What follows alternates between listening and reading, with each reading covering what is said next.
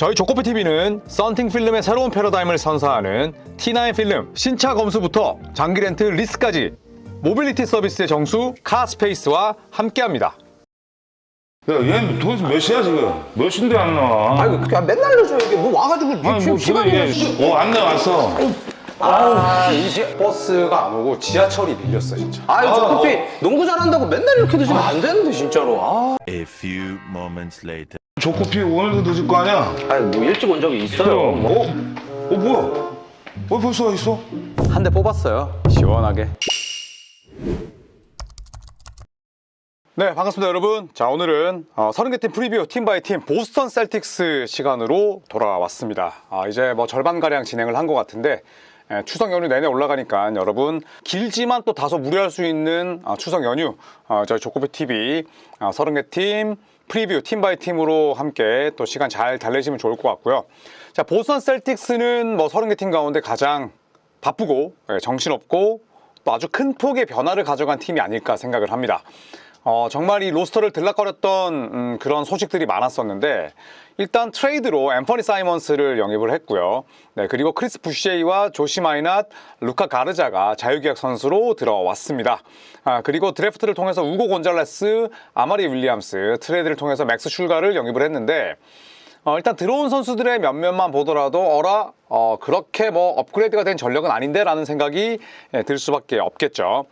자, 그리고 떠나간 선수를 살펴보면 드루 할러데이, 네, 그리고 크리스탑스 포르징기스가 전부 다 트레이드로 팀을 떠났습니다. 지난 시즌 보스턴의 주역으로 활약을 했었고, 그리고 지지난 시즌 우승을 이끌었던 주축 선수들인데 떠났고요.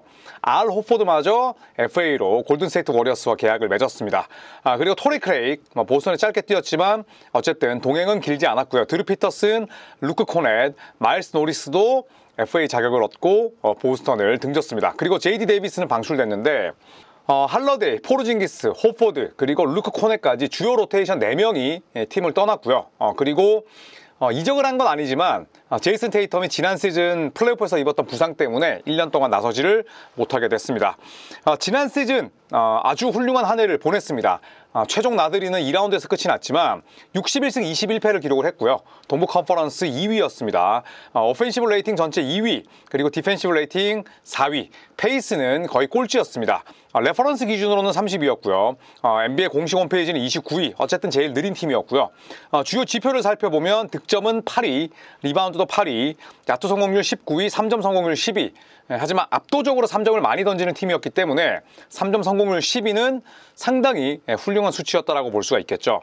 자, 다만 달리는 농구에는 능하지 않았습니다. 달리지 못하다 보니까 페인트존 득점력도 떨어지는 편이었죠. 달리지 못하고 3점을 많이 던지다 보니까 상대적으로 2점 야투를 좀 등한시하는 감은 있었고요. 속공 득점은 29위였습니다. 그리고 페인트존 득점은 꼴찌였고요. 반면 페인트존 실점은 4위였어요. 그래서 페인트존 득실 마진이 마이너스 5점이었습니다. 여기서 보스턴의 좀 안정적인 농구와는 살짝 거리가 있었다고 볼 수가 있겠죠. 네, 그리고 3점 허용 개수는 전체 6위였습니다. 12.9개였고요. 자, 그렇게 많은 변화를 감행했던 보스턴의 다음 시즌 예상 라인업을 한번 살펴보면 페이튼 프리차드가 주전으로 뛸 것 같아요. 네, 그리고 앰퍼니 사이먼스가 백업 식스맨으로 뛰지 않을까 생각을 하고, 그리고 슈팅가드는 데릭 화이트, 백업은 베일러 샤이어맨, 지난 시즌 루키였죠. 그리고 스몰 포워드는 제일런 브라운, 1옵션으로 뛸 겁니다. 그리고 백업은 샘 하우저, 4번은 급하게 영입한 크리스 부시에이가 뛰지 않을까 개인적으로 생각을 하고요. 조던 월시가 하우저와 함께 외곽을 담당합니다. 그리고 빅맨은 니미아스 케이타, 그리고 백업은 루카 가르자. 이 프런트 코트 쪽에서 뭐 너무나 무게감이 떨어지죠. 하우저를 설령 뭐 백업 4번으로 본다고 할지라도 부시에이, 하우저, 월시, 케이타, 뭐 루카 가르자로는 30개 팀에 대항하기는 어렵습니다. 30개 팀 가운데 가장 약하다고 볼 수가 있겠고요. 자, 키플레이어를 한번 꼽아 볼까요? 제일런 브라운의 이름이 나올 수밖에 없습니다. 네, 지난 시즌 34.3분 뛰면서 22.2득점, 5.8 리바운드, 4.5 어시스트, 3점은 살짝 떨어졌지만 뭐 여전히 효율은 훌륭했습니다. 저는 제일런 브라운만큼 루키 시즌 이후에 매년 본인의 역할을 큰 폭으로 바꾼 선수는 많지 않다고 생각을 했어요. 루키 때는 뭐 벤치였고, 그 다음에 뭐 주전으로 올라가서 3&D로 뛰기도 했었고요. 또 윙으로 뛰기도 했었고, 식스맨으로 다시 내려가기도 했습니다. 그랬다가 올라와서 다시 2옵션 여러 가지 역할을 담당했었는데 다음 시즌은 생애 처음으로 1옵션으로 나섭니다. 물론 제일런 브라운이 제이슨 테이텀을 제치고 컨퍼런스 파이널 MVP, 또 파이널 MVP까지 차지했지만 이 팀의 명실상부한 1옵션은 테이텀이었죠. 그런데 제일런 브라운은 테이텀이 아웃됐기 때문에 생애 처음으로 1옵션으로 뛰게 됩니다. 자, 데릭 화이트도 중요하죠. 네, 지난 시즌 16.4득점, 4.5리바운드, 4.8어시스트를 기록을 했고요.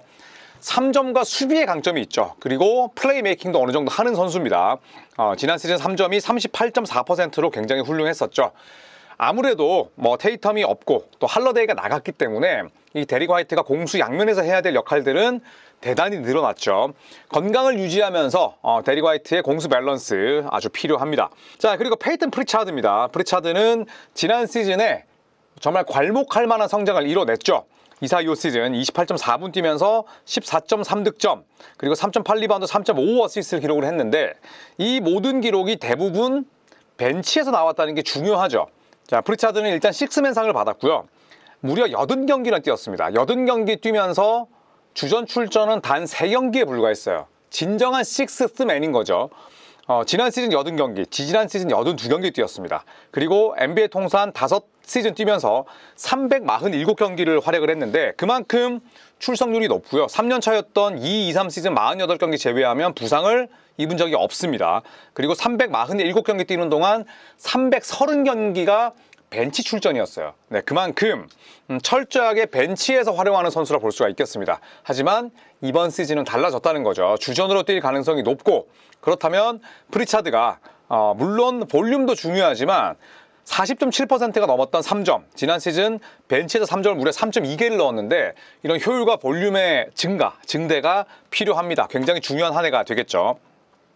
자, 보스턴, 저는 최고의 시나리오는 앤서니 사이먼스를 트레이드하는 거라고 봅니다. 어차피 보스턴의 이번 시즌은 갭 이어예요. 그러니까 안식년, 뭐 한 해 쉬어가는 해, 그 다음에 중간에 애매하게 끼었기 때문에 그냥 뭐 흘려보내는 해, 이렇게 생각을 하시면 좋을 것 같은데, 여기서 보스턴은 곧바로 2627 시즌에 달릴 겁니다. 지금 뭐 캡도 비워놨고 세컨 에이프런 아래로 내려왔잖아요. 그런데 사이먼스마저 예를 들어 트레이드를 해버린다. 그러면 셀러리의 숨통이 트이겠죠. 그리고 뭐 만기 계약이나 혹은 뭐 드래프트 자산을 받아와서 웅크리고 있다가 다시 한번 나갈 수 있는 여력이 있다는 뜻이고요.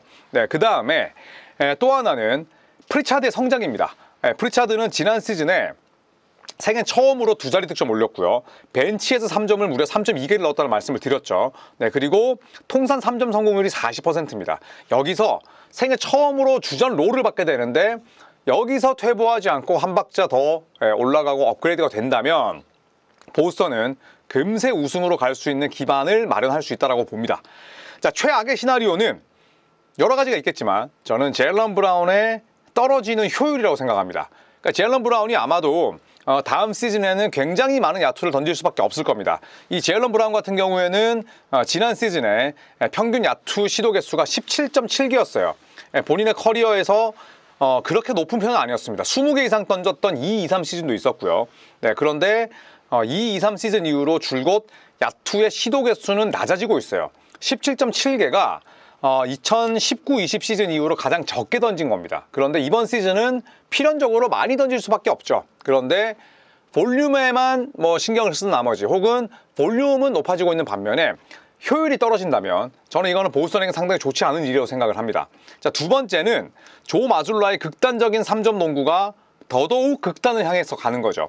자, 지난 시즌에 보스턴의 3점에 대한 의존도는 대단히 높았죠. 자, 지난 시즌 보스턴의 3점 시도 개수는 무려 48.2개였고요. 2점 야투 시도 개수가 41.8개였어요.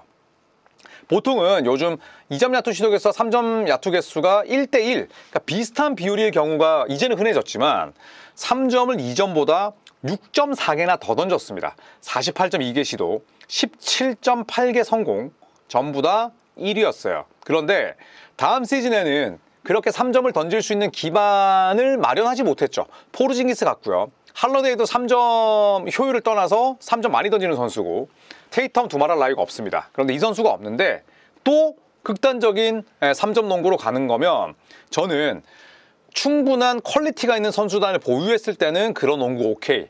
5 아웃 오케이. 하지만 지금 보스턴의 프런트 코트는 암울하단 말이죠. 그런데 이 선수를 병풍처럼 세우고 단순히 스크리너 혹은 리바운드 셔틀로 활용을 하면서 제일런 브라운, 페이튼 프리차드, 데리 화이트, 샘 하우저 이런 선수들이 3점을 남발한다면 저는 보스턴이 이도저도 아닌 한 해를 보낼 거라 생각을 해요. 보스턴의 3점 시도 개수는 필연적으로 줄어야 한다. 2점 야투를 더 많이 시도를 해야 저는 지금 로스터에 어울리는 농구라고 생각을 합니다.